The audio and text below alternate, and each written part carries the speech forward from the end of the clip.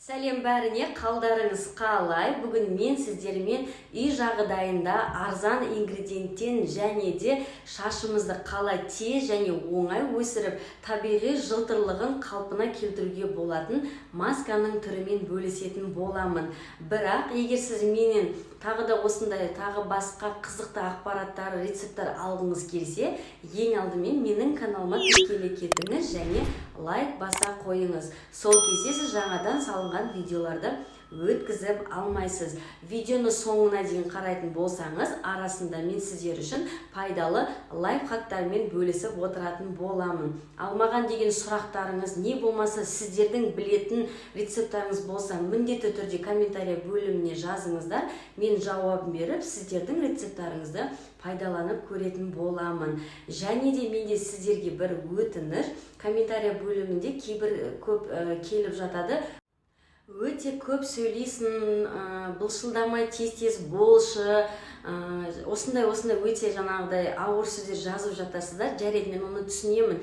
Бірақ сіздерден басқа жаңағы қызығып көріп отырған кісілерге пайдасы мен зиянын білу керек. Және олар қайда сатылуға болады, сатып алуға болады, қаншаға сатып алуға болады, қанша уақыт жасау керек деген сияқты сұрақтары өте көбеймес үшін ақпаратты толығырақ беруге тырысамын. Сол үшін сіздерге өтініш, сіздерге қызық болмаса, не болмаса мен сіздерге өте көп сөйлейтін болып сезілсем, онда ренжімеңіз, мен сізге көмектесе алмаймын. Менің видеом шынымен де шаштың өсіріп, бет күтімін қалпына келтіруге арналған кісілер, яғни сол үшін өзінің уақытын күніне кем дегенде жарты сағат бөлетін кісілерге арналған. Ал біз енді маскамызға кірісейік. Ең алдымен масканы жасамас бұрын шашыңыз қандай себептен, қандай жолдармен және де қандай мөлшерде түсіп жатқанын анықтап алу қажет. Яғни әр шаштың түсу көлеміне қарай ол өзінің патологиялық жолына бөлінеді. Яғни емдеу жолдары әр қалай болады.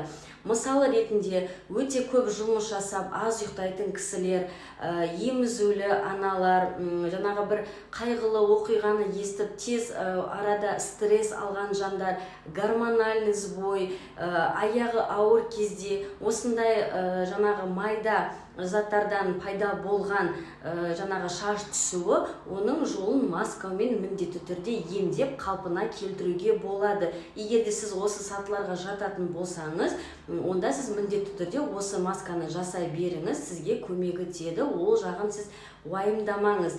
Ал егер де сіздің патология, яғни аллопеция болатын болса, онда ең алдымен шаш маманы трихологқа қаратылу қажет болады. Трихолог ол өзі зерттеп, сізге қандай дәрумендердің азайып кетіп, ағзаңызда қандай проблема болып жатқанын анықтап береді. Және де аллопеция кезінде құр маска сізге көмектеспейді. Сол себепті жаңағы дәрігердің берген дәрілерінен бөлек косметолог маманына жүгініп, мезотерапия для головы, яғни басқа арналған мезотерапияның дәрумендерін алсаңыз болады. Сол кезде көмегі көбірек тиеді. А бұл маска қарапайым күнделікті стресс алғанда, әйел адам ағзасында бір өзгеріс болғанда, аяғы ауыр, емізулі әйелдер, ұйқысы қанбаған әйелдердің шашы түсу кезіндегі көмектесетін маска.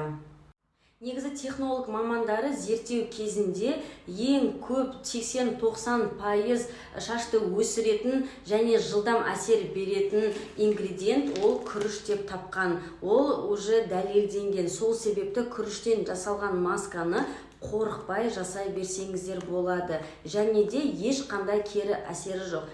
Шашыңыз түссін, түспесін, әрдайым күріш суын пайдаланып жүрсеңіздер, жақсы нәтижеге жететін боласыздар. Егер де күріш суына қосымша лавр жапырағын не болмаса, осындай гвоздика, яғни қалампырдың кептірілген гүлін қосатын болсаңыздар, жаңағы күріштің әсері екі еселенеді. Оның жасалу жолы өте оңай және де холодильникта ұстап, не болмаса қараңғы бөлмеде ұстауға болады. Жаңағы жасалған суымыз таусылғанша. Күріштен жасалған маскамыздың жасалу жолы өте оңай. Қарапайым күрішті алып, суға жақсылап бір рет қана шайып аламыз. Ұмытпаңыздар, өте маңызды. Егерде көп шаятын болсаңыз, өзінің керек құрамындағы дәрумендердің бәрі шайылып кетеді. Сол себепті бір рет қана шаямыз. Шайып алғаннан кейін күрішімізді осындай 3 литрлік банкыға құйып, жаңағыда 1 стакан күріш саламыз. Мысал ретінде 3 литрлік банкыға жасайтын болсаңыз, 1 стакан күрішті салып, қараңғы жерге 1 күнге тұндырып қоямыз.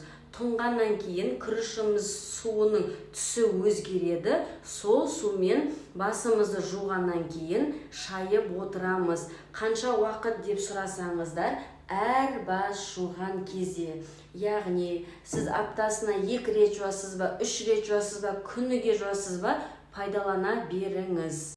Ал әсері жақсырақ, тезірек болсын десеңіз, қарапайым осындай қалампырды, осы мысалға бір упаковкада 15 грамм қалампырды 1 стакан суға қайнатып аламыз. 2-3 минут қайнағаннан кейін күтіп, сол қайнаған суымызды осы күріштегі банкамызға құйып араластырып қоясыз. Сол кезде оның күші 2 еселенетін болады. Өйткені қалампырдың құрамында да бізге керекті дәрумендер, шашты өсіретін өте көп.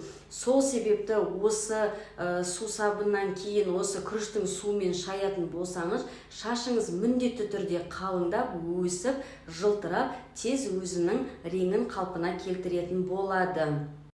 Ал сіздерге пайдалы лайфхак, осы күріштің суының пайдасы тек қана шашқа емес, бетке де. Мысал ретінде сіз күнде таңертеңгісін бетіңізді жуып болғаннан кейін күріштің суына шайып, 1 апта бойы тоқтамай таңертеңгісін, түсте, кешкісін қанша рет бетіңізді жуасыз, күніне 1-2 рет болса 2 рет, 1 рет болса 1 рет, бетіңізді күріштің суына шайып отырып, бақылайтын болсаңыз, бетіңіздің түсі өзінің қалпына тезірек тоже келеді. Сол себепті міндетті түрде жасап көріңіз. Ал егерде таңертең ұйқыдан тұрған кезде көзіңіздің асты ісіп, көгеріп оянатын болсаңыз, осы күріштің суын мұз қатырғышқа салып, мұз қылып қатырып қойып, таңертеңгісін сол күріштің суын мұз кезінде көзіңіздің астына сүртетін болсаңыз, ісігіңізді кетіріп, және дегі керек емес жаман түсін алып тастайды, яғни синяк пен отекті. Ал мен өзім мұны тұндырып қойдым. Жаңағы қалампырымды ертең жуатын кезде үстіне суын құйып, шашыма шайып жуатын боламын. Мен өзім 3 балам бар, босанғаннан кейін шашым жұқарып, түсіп, азайып қалды. Сол себепті қазір осыны пайдаланып жүрмін. Уже мынандай майда балапан шаштар өсіп, кішкене қалпына келіп жатыр. Сол себепті міндетті түрде жасаңыздар, ешқандай зияны жоқ, және 100% әсер береді. Әрдайым сұлу және де сымбатты болып жүріңіздер. Сіздерге сәттілік.